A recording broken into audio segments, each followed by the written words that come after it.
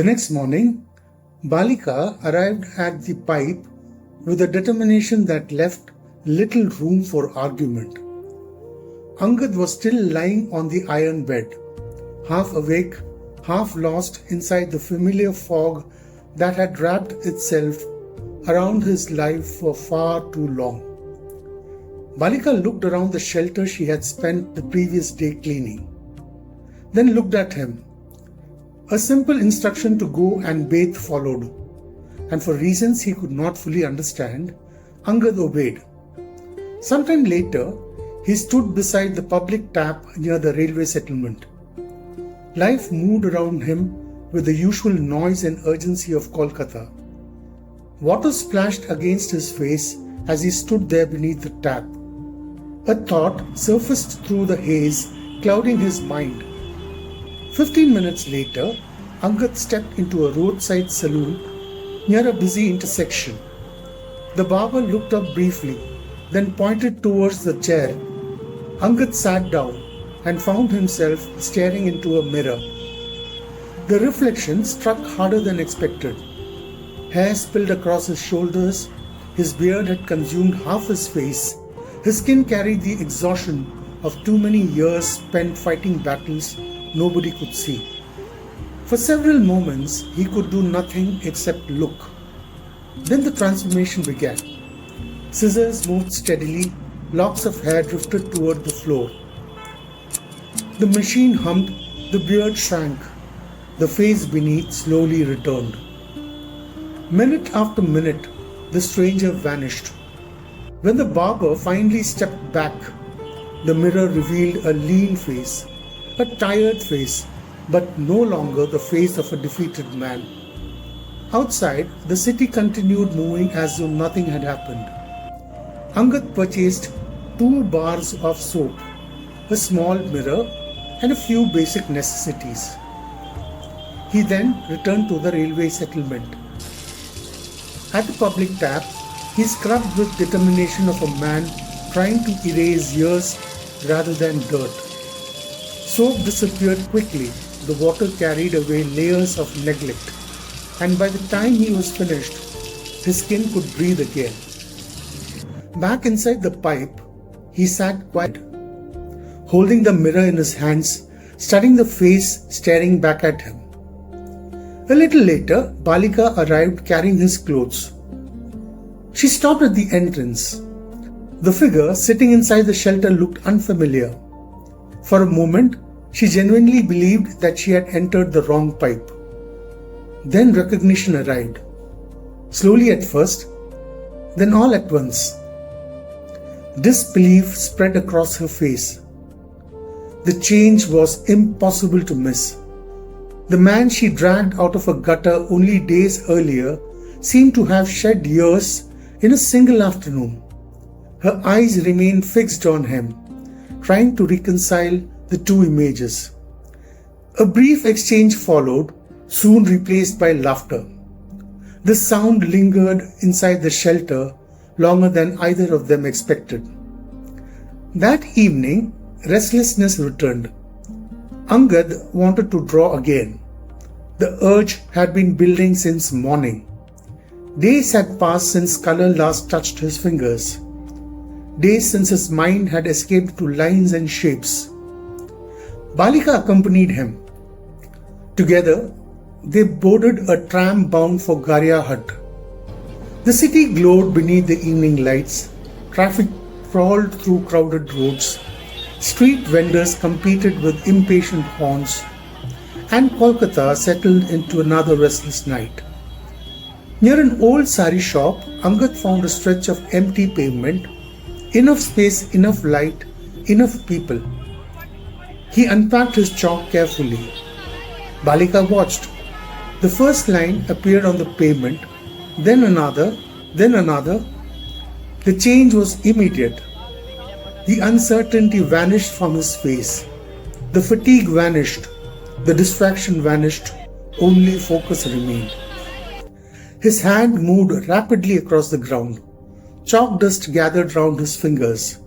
Colors spread across the pavement. Shapes emerged from empty space. Balika had seen people draw before. Never like this. Expressions flashed across Angad's face, one after another. The chalk moved faster, the drawing grew larger, and the crowd around him grew with it. People slowed down, then stopped, then gathered. Within minutes, a circle had formed around the pavement. Children pushed forward for a better view. Office workers delayed their journey home. Shopkeepers abandoned their counters for a few precious moments. A warrior emerged beneath Angad's hands, powerful, defiant, a bow raised towards the sky. The figure appeared ready to challenge the world itself. When the final line was completed, applause spread across the crowd. Coins landed inside a plastic lid. Notes followed shortly. The city had noticed him. Angad gathered the money quietly, then crossed the road without hesitation. He placed the entire collection into Balika's hands. She stared at the money, then at him. A smile appeared slowly, not excitement, not surprise, relief. Relief that a man she had helped was finally beginning to stand on his own feet again. The moment lasted only seconds. A siren shattered it. A police jeep screeched to a halt beside the pavement. Doors flew open. 3 policemen emerged. The atmosphere changed instantly. The crowd began retreating even before the shouting started. The chalk drawing became evidence. Angad became a suspect. Balika became an inconvenience. The first lathi blow landed without warning. Chaos followed, rough hands shouting, fear. Moments later, both of them were shoved into the jeep. The journey to the police station felt endless. Inside, the situation deteriorated further. Balika was separated from Angad. Her frightened voice echoed through strained corridors. Angad tried to reach her. The effort earned him another beating. Minutes later, an assistant sub-inspector emerged from the shadows of the station. His manner remained calm. His authority did not. The message beneath the conversation was impossible to miss. Power decided innocence. Power decided guilt.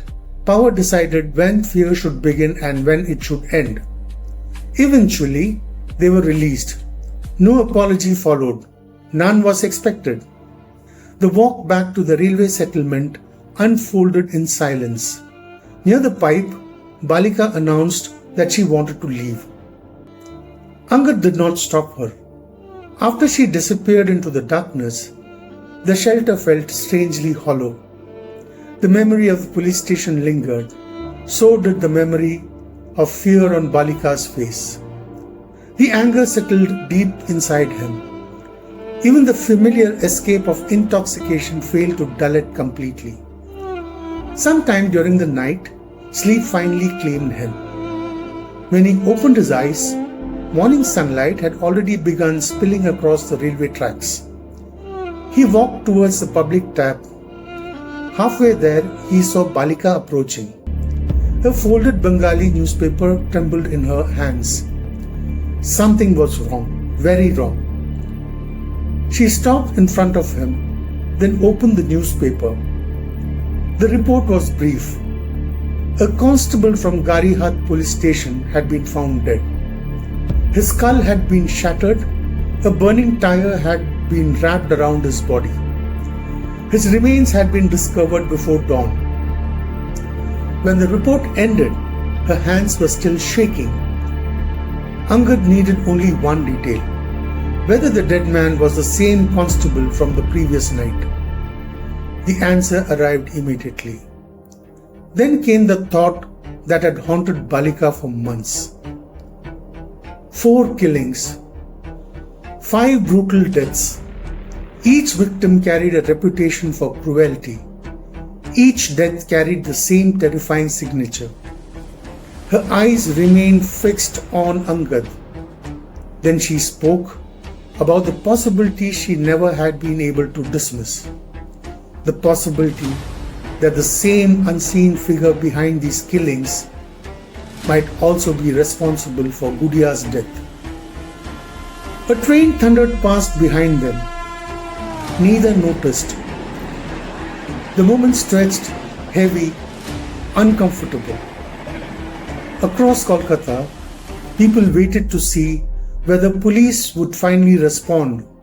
For months, the dead had belonged to the streets. This time, the dead belonged to the police.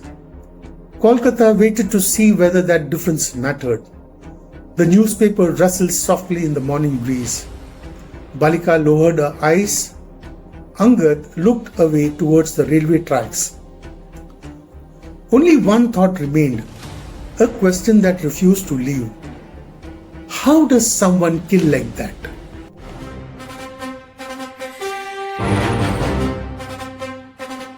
Where stories begin.